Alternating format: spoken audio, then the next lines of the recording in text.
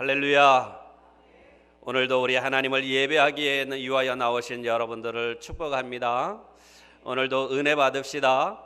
오늘도 하나님 바라보고 음성 듣는 이 귀한 시간 꼭 되어지기를 바랍니다. 오늘 우리에게 주신 하나님의 말씀 가지고 우리 부흥하는 교회의 두드러진 특징, 이런 제목으로 하나님 말씀 받겠습니다. 인생을 살면서 항상 경험하는 것이지만 우리는 우연이라고 생각했는데 우연이라고 하는 것은 없습니다. 노사연의 노래 보면 우리 만남은 우연이 아니야 그러면서 나중에 그것은 우리의 바램이었어. 그러니까 우리의 바램이어서 일어나는 일이지 우연한 일이 아니다라고 이렇게 노래하는 가사가 있습니다만은, 사실은 우리 예수님 믿는 사람들의 모든 인생의 여정 우연이라고 하는 것은 없습니다. 다 하나님의 계획과 하나님의 은혜 속에 우리는 살아가고 있다라고 하는 사실. 그래서 정말로 우연한 그런 우리의 인생의 삶이 아니고요. 그래서 반드시 성공한 사람들을 보면 그 성공할 수밖에 없었던 이유가 있고, 실패를 반복하는 사람들을 보면 그만한 이유가 있다라고 하는 것을 우리는 발견할 수가 있죠. 그런데 도대체 무엇이 문제인가를 알지 못하고 그냥 살아간다라고 하는 것이 더 큰 문제다라고 하는 겁니다. 나는 우리 교회가 반드시 부흥하는 목사, 부흥하는 성도, 부흥하는 교회가 되어지기를 원합니다. 그러니까 초대 교회의 모습, 부흥하는 교회의 최고의 모델입니다. 그래서 이 초대 교회의 모습 우리가 배워서 2021년 꼭 부흥의 역사를 만들어 나아가는 그런 우리 교회가 되어지기를 바랍니다. 제가 2021년 받은 말씀이 어떤 말씀이냐면, 제가 받은 말씀은 여러분들에게 공유하겠습니다. 시편 122편 7절 말씀을 제가 받았습니다. 그 말씀의 내용이 뭐냐면, 내 성 안에는 평안이 있고 내 궁중 안에는 형통함이 있을지어다. 제가 이 말씀을 뽑는 순간 제 마음속에 어떤 마음이 있었는 줄 아십니까? 할렐루야 그랬어요. 제 마음속에 할렐루야가 그냥 나왔어요. 왜냐하면 이것은 제가 누구입니까? 행복한 교회의 담임 목사잖아요. 그러니까 제 가정에 국한되어진 그런 말씀이 아니고 우리 교회에 통용되어지는 말씀이다, 교회에게 주시는 말씀이다라고 하는 것을 제 마음속에 딱 오더라고요. 그래서 하나님께서 우리 교회 안에 평안을 주시고 우리 교회 안에 형통함을 주신다라고 이미 담임 목사인 저에게 확실한 말씀에 응답을 주셨어요. 그래서 2021년에 우리 교회는 전무후무한 부흥의 은혜의 역사가 일어날 줄 저는 믿습니다. 그런데 이 부흥인, 여러분, 내적인 부흥이 있고 외적인 부흥이 있어요. 그래서 내적인 부흥은 우리 교회 안에 지금 들어와 있는 성도들의 부흥이에요. 이제는 나의 쓴뿌리들, 나의 잘못된 모습들 이제는 다 씻어버리고 다 끊어버리고 하나님의 말씀으로 새롭게 되어지는 놀라운 역사가 2021년 한 해 동안 우리에게 주시는 은혜일 줄을 믿습니다. 그리고 외적인 부흥은요, 내적인 부흥이 일어나면 자동문입니다. 자동문. 무슨 문? 자동문. 그러니까 내적인 부흥의 역사가 일어나면, 내가 변화가 일어나면, 내가 놀라운 성령의 충만한 역사가 일어나면 외적인 부흥의 역사는 자동문이에요. 자동.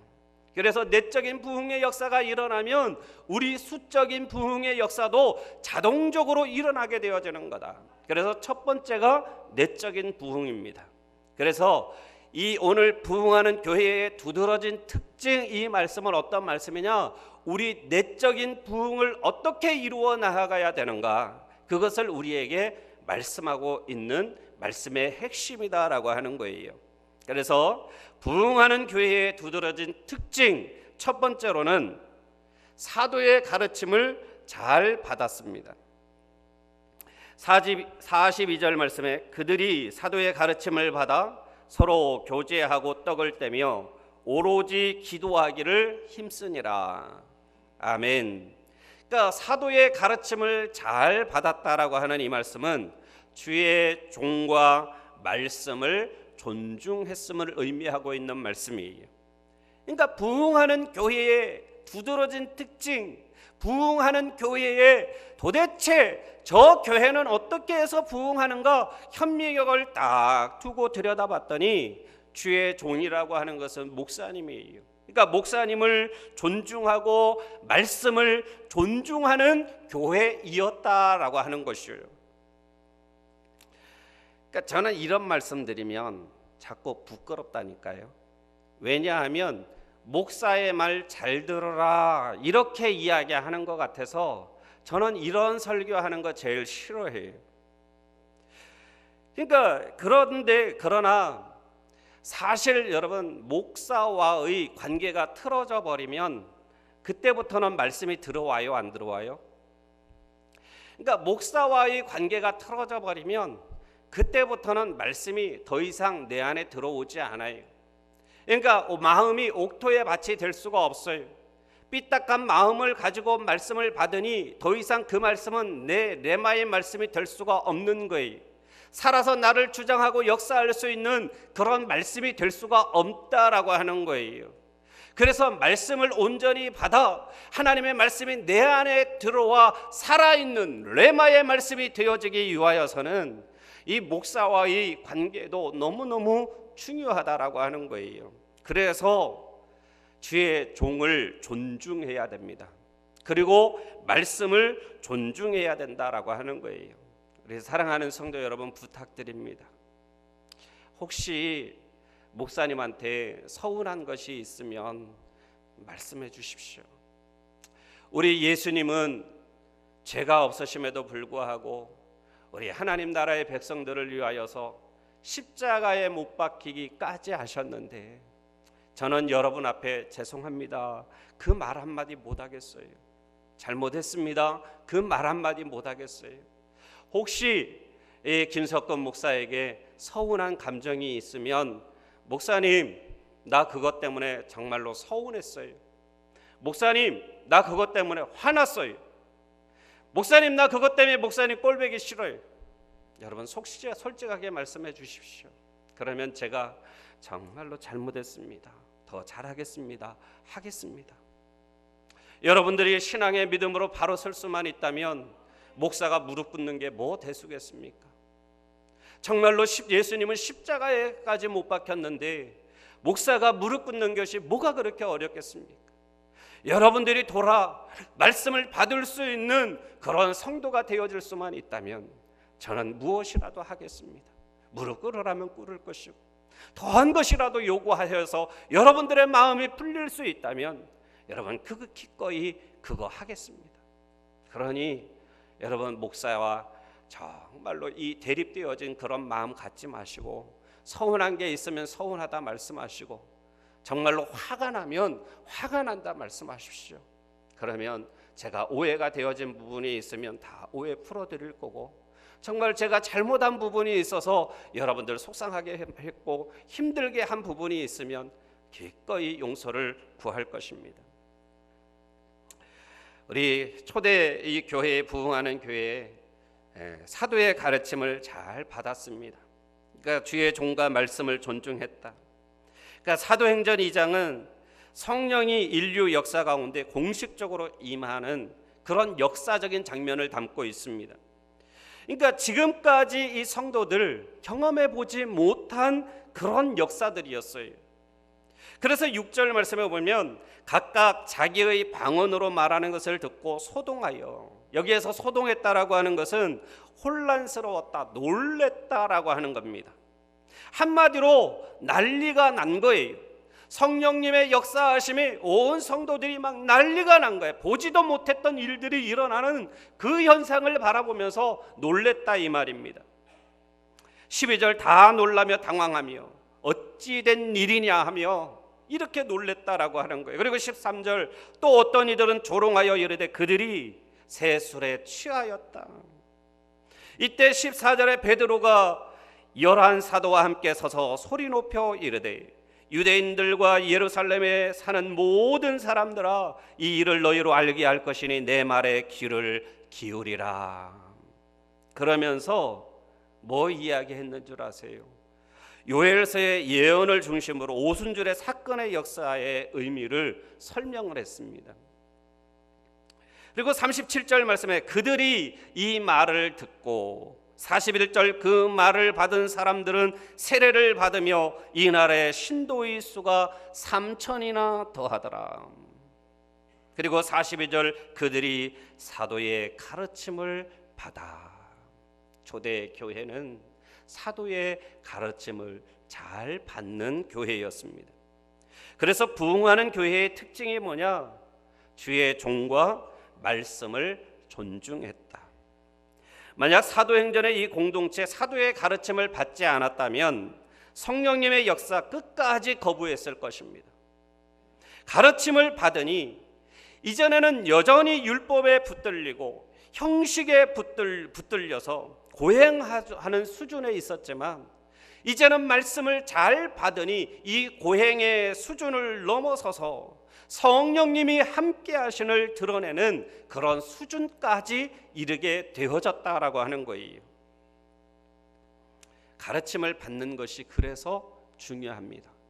그래서 오늘 이 시간, 지금 이 하나님의 말씀을 받는 이 시간이 너무너무 중요한 시간이다라고 하는 거예요. 동태국 끓이는 방법 아마 수십 가지는 될 거예요. 그렇죠? 여러분들 아마 제가 다 각각의 음식을 먹어보지는 않았지만 그래도 먹어본 여러분들 이렇게 보면 참 음식 맛있게 잘 하셔요. 아마 이 동태국 끓이는 방법도 수십 가지가 각 사람마다 끓이는 방법의 레시피가 다 있을 거다라고 하는 거죠. 그런데 맛없게 끓이는 제 아내도 있습니다. 제가 얼마나 착하냐면 그 맛 없는 것도 먹어낸다 이 말이에요. 그러니까 새로운 방법만 배우면 정말로 식탁의 혁명이 일어나는 거예요. 그런데 대부분의 이 새로운 방법, 이 정말로 맛있는 방법, 이 레시피를 배우려고 하지 않고 자기의 고집을 가지고 살아가는 사람들이 의외로 많다입니다. 백종원의 골목식당 여러분 보셨죠? 그 백종원의 골목식당을 보면 자기 나름대로의 그런 레시피들이 다 있어요. 그리고 그곳에 가서 이렇게 지도를 해주는데 제가 본 한 장면 중에 부산 아지매, 그러니까 부산에 사시는 분인데 레시피를 이야기를 해주고 그거보다는 이렇게 해야 된다라고 하니까 그 고집을 안 꺾어요. 그러니까 식당을 막 10년 20년 했던 사람들 자기의 고집이 있다니까요. 그러니까 자기만의 지금까지 해왔던 그 레시피가 있어서 고집이 있어서 막 안 바꾸려고 몸부림을 치는 거예요. 그런데 그 레시피를 백종원이 가르쳐 주는 대로 레시피를 바꿔보니 내 것을 포기하고 그 레시피로 바꿔보니 본인이 먹어보고도 무슨 이야기를 하는 거예요? 맛있네요 그러는 거예요. 맛있네요 그러니까 손님이 늘어나겠어요 안 늘어나겠어요? 손님이 늘어나게 되어지는 거예요. 그러니 그 가게가 잘 되는 그런 은혜의 역사가 일어나게 되어진다라고 하는 거예요. 그러니까 자기 것을 버리고 따르니까 맛있으니까 손님들이 늘어나더라는 거죠. 이미 여러분 우리 이 시대는요 경운기 시대가 왔고, 아니 이제는 경운기 시대를 넘어서서 경운기가 뭔 줄을 알기는 해요. 여러분 트랙터 시대가 왔다 이 말이에요. 이미 우리는 트랙터 시대가 와서 논밭을 갈아도 그냥 트랙터 운전대에 딱 앉아서 도랑 그냥 돌면 논밭이 다 갈리우고 이런 시대가 온다 이 말이에요. 그런데 아직까지 지게 고집하고 있으면 되겠어요? 여러분 지게 지고 농사 짓겠다고 지게를 고집하고 있는 수준이 되면 안 된다라고 하는 거예요.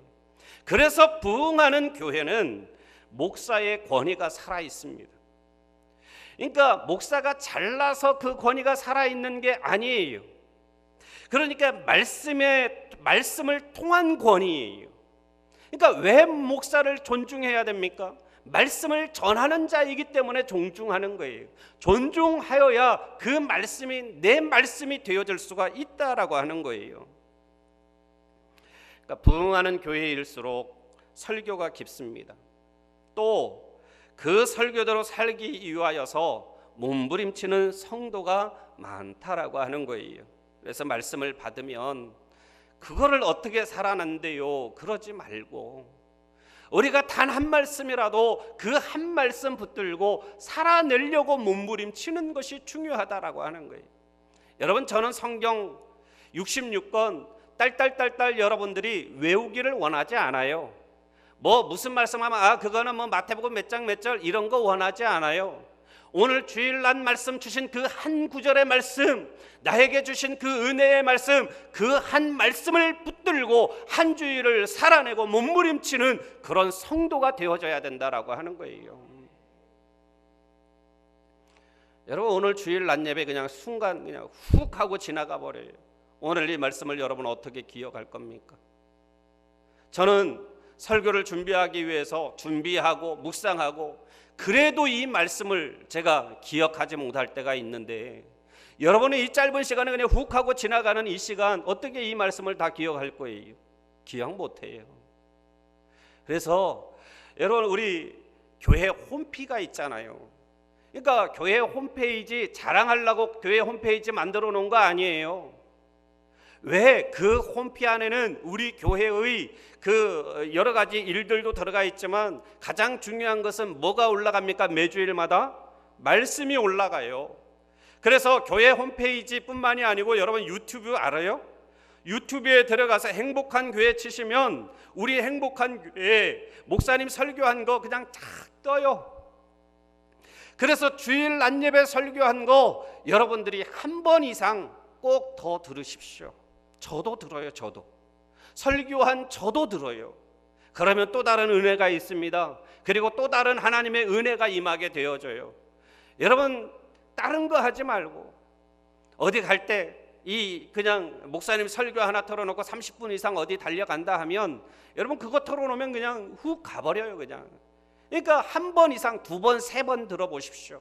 그러면 말씀에 매여지는, 말씀에 붙들린 삶을 살아가게 되어질 거예요. 중요한 것은 말씀을 많이 아느냐가 중요한 게 아니고 오늘 내가 그 한 말씀을 붙들고 말씀대로 살아내느냐가 너무너무 중요하다라고 하는 거예요. 그래서 우리 인생의 성패는 얼마나 말씀 앞에 굴복당하느냐에 달려 있습니다. 내 인생의 성패 어디에 달려 있다고요? 말씀 앞에 얼마나 굴복당하느냐, 내가 말씀 앞에 얼마나 순종하며 살아가느냐, 내 인생의 성패가 달려져 있다라고 하는 거예요. 우리 심유정 성도님 그리고 손희라 성도님 이제 가정 새로 이루었잖아요. 그렇죠? 그 가정의 성패는 어디에 있다고요? 말씀에. 내가 얼마만큼 말씀을 붙들고 살아가느냐, 말씀대로 내가 몸부림치느냐, 내 가정이 달려있고 내 인생이, 내 삶의 성패가 달려져 있다라고 하는 거예요. 어떤 사람은 목사를 설득하려고 하는 사람이 있어요. 여러분, 저 설득 안 당합니다. 우리 교회 초대 교회와 같기를 원합니다.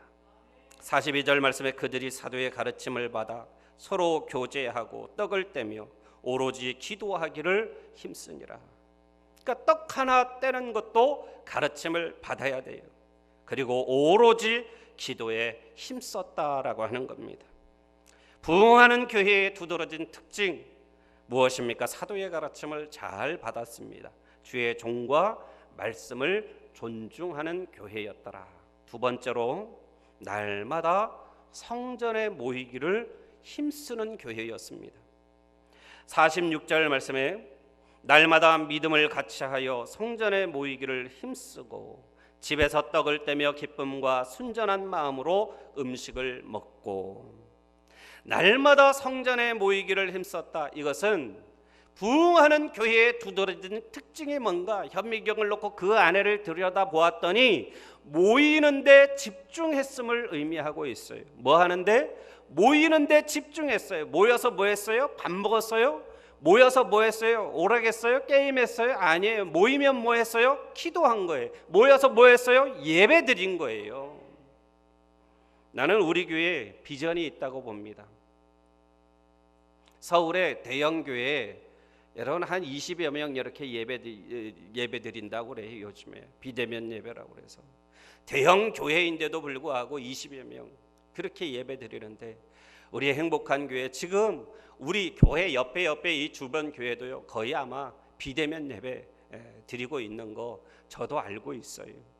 그런 가운데에서도 우리 성도 여러분 어떻게 해서든지 모이려고 힘쓰고 오늘 이처럼 예배 드릴 수 있는 거, 이것이 바로 우리의 비전이요 소망이다라고 하는 거예요.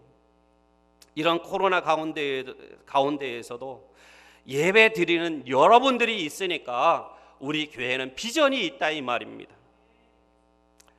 다른 사람은 몰라도요, 그러니까 다른 사람 안 한다고 우리도 안 하면 안 돼요. 다른 사람은 안 할지라도, 다른 사람은 가지 않을지라도 나는 어떻게 해야 된다? 예배 드려야 해요. 예배.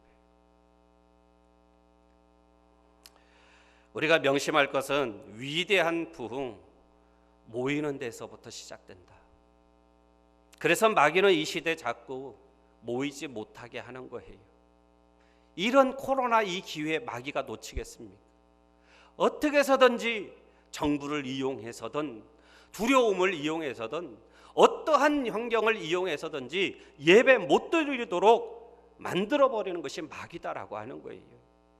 그러니까 우리의 마음을 흩어버립니다. 우리가 예배 드리는 일에 집중하지 못하도록 우리의 마음을 빼앗아 버린다라고 하는 거예요. 여러분, 집안에 신상을 차려놓고 절하는 것만 우상이 아니에요. 제삿날 음식 차려놓고 절하는 거, 이것만 우상이 아니라니까요. 하나님보다 우선하는 것이 있으면 그것이 우상이라 이 말이에요. 그러니까 요즘에 젊은 부부들 자녀가 우상이에요. 자녀가 우상일 때가 많이 있다 이 말이에요. 그래서 우리는 여러분 이스라엘 역사를 보면은요, 그들은 항상 위기 때마다 모여서 뭐 했어요? 예배했어요. 그들은 위기 때마다 항상 모여서 뭐 했어요? 기도했어요. 지금 위기이잖아요. 이 사실을 알잖아요. 그럼 이때 우리는 뭐 해야 됩니까? 더 모여서 예배해야 되는 거예요. 이때 뭐 해야 됩니까? 더 기도해야 되는 거예요. 예수님의 보혈로 덮고 예수님의 이름으로 명령하고 선포하고 물리쳐야 된다 이 말이에요. 느헤미야 8장 1절 말씀, 우리 함께 말씀 받겠습니다. 이스라엘 자손이 자기들의 성읍에 거주하였더니 일곱째 달에 이르러 모든 백성이 일제히 수문화 광장에 모여 학사 에스라에게 여호와께서 이스라엘에게 명령하신 모세의 율법책을 가져오기를 청하며. 왜 모였어요? 왜 광장에 모였습니까? 예배드리기 위하여서 모인 거예요. 역대하 20장 12절로 13절 말씀, 또다시 말씀 받습니다. 우리 하나님이여 그들을 징벌하지 아니하시나이까?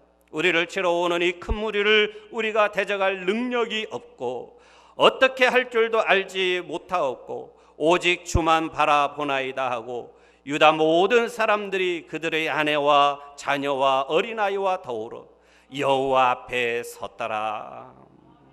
어려움이 올 때 누구 앞에 섰더라? 여호와 앞에 섰더라. 하나님 앞에 예배 드렸다라고 하는 거예요. 사무엘상 7장 5절로 6절 말씀, 또 말씀 받습니다. 사무엘이 이르되 온 이스라엘은 미스바로 모이라. 내가 너희를 위하여 여호와께 기도하리라 하매 그들이 미스바에 모여 물을 길어 여호와 앞에 붓고 그날 종일 금식하고 거기에 이르되 우리가 여호와께 범죄하였나이다 하니라. 사무엘이 미스바에서 이스라엘 자손을 다스리니라. 이스라엘은 어디로 모여라? 미스바로 모여라. 거기에서 뭐해라? 기도해라, 회개하라, 예배 드렸다 이 말이에요. 그러니까 오늘 본문의 위대한 역사, 사도행전 2장 1절 말씀에 오순절날이 이미 이름에 그들이 다 같이 한 곳으로 모였더니, 하나님의 사람들은 모여야 됩니다. 모일 때 상상을 초월하는 역사가 임하게 되어진다라고 하는 거예요. 그래서 히브리서 10장 25절 말씀에 모이기를 패하는 어떤 사람들의 습관과 같이 하지 말고 오직 권하여 그날이 가까움을 볼수록 더욱 그리하자 말씀하고 있어요. 여기에서 그날은 어느 때입니까? 예수님의 재림의 때를 이야기하고 있어요. 예수님의 재림의 때가 가까우면 가까울수록 어떻게 하라고요? 더 모이기를 힘쓰라고 말씀을 하고 있는 거예요. 그러니까 예수님의 재림이 가까우면 가까울수록 교회들이 자꾸 모이기를 패해버립니다. 더 안 모이려고 해버려요. 그러나 오늘 우리에게 분명히 주시는 말씀은 그날이 가까우면 가까울수록 더 열심히 더 많이 모이기를 힘쓰라, 예배드리기를 힘쓰라 우리에게 말씀하고 있다라고 하는 겁니다. 그런데 당시에 이 모임의 장소 꼭 정해진 것만은 아니었어요. 여기에서 성전이라고 하는 것은 사도행전 3장 11절 말씀에 보면 솔로몬의 행각이라고 생각합니다. 그런데 그곳에서만 모인 것이 아니에요. 사도행전 2장 46절 말씀에 보면 집에서 떡을 떼며 말씀하고 있어요. 그러니까 이 말은 특별한 건물이 없을 때니까, 이 예배당이 없을 때니까 방이 넓은 사람 집에서 돌아다니면서 모였다라는 거예요. 그런데 지금은 얼마나 좋습니까? 우리 행복한 교회 예배당이 이렇게 준비되어져 있잖아요. 여러분 얼마나 감사한 일입니까? 저는 개척교회 하면서요, 상가 건물에서 목회를 하면서 주인이요, 빼세요, 교회 빼세요, 방 빼세요. 그러면 어떻게 해야 돼요? 또 목사가 싸울 수 없잖아. 기간이 남을 때 법적으로 하겠습니다 할 수 없잖아요. 빼겠습니다 하면 알겠습니다 하고 빼야 되는 거예요. 그런데 여러분 그냥 가정집 살림 정도가 아니에요. 교회는 강대상이든 이 의자들이든 얼마나 짐이 무겁고 힘든, 한 번 옮긴다라고 하는 것이 쉬운 일이 아니에요. 우리의 행복한 교회 버젓이 이 아름다운 교회당, 예배당이 준비되어져 있어요. 이곳에 모이라 하면 어떻게 하면 되는 거예요? 모이면 되는 거예요. 이곳에서 우리 예배 드리자 하면 뭐 하면 되는 겁니까? 예배 드리면 되는 거예요. 말씀 듣고 찬양하고 기도하면 되는 겁니다. 그러니까 모일 때마다 부어주시는 하나님의 은혜가 있다라고 하는 거예요. 그래서 부흥하는 교회의 두드러진 특징을 보니까 모이는데 집중하더라라고 하는 거예요. 우리 사랑하는 성도 여러분, 우리 2021년 오늘의 행복한 교회 정말로 전인적인 부흥의 은혜의 역사가 넘쳐나기를 원합니다. 그래서 그 부흥의 두드러진 특징 보니까 첫 번째로는 사도의 가르침을 잘 받았다. 두 번째로는 날마다 성전에 모이기를 힘썼다. 그러니까 모이는데 집중했다라고 하는 이것을 우리가 꼭 깨닫고 2021년 우리의 행복한 교회 부흥의 역사 함께 이루어 나아가는 성도 저와 여러분 되어 주시기를 주님의 이름으로 축원드립니다.